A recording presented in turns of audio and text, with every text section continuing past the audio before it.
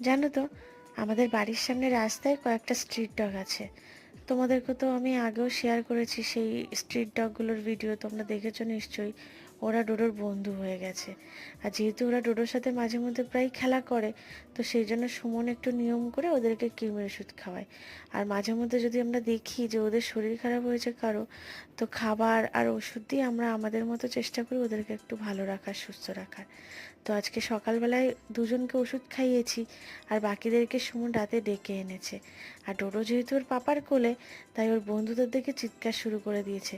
না না, ভাবছো খেলার জন্য? খেলার জন্য নয়, ও চিৎকার করছে আমার হাতে খাবার রয়েছে, আর আমি কেন ডোডোকে ওর পাপার কোলে রেখে ওদেরকে খাওয়াবো তাই। তারপরে বাধ্য হয়েছি ডোডোকে ঘরে রেখে এসে ওদেরকে ওষুধ খাওয়ানোর জন্য, জানো তো। তো আজকের ভিডিওটা এই পর্যন্ত। যদি ভালো লাগে সাবস্ক্রাইব করে আমার পাশে থেকো। আর তোমাদের সাথে দেখা হচ্ছে নেক্সট ভিডিওতে। চলো, টাটা।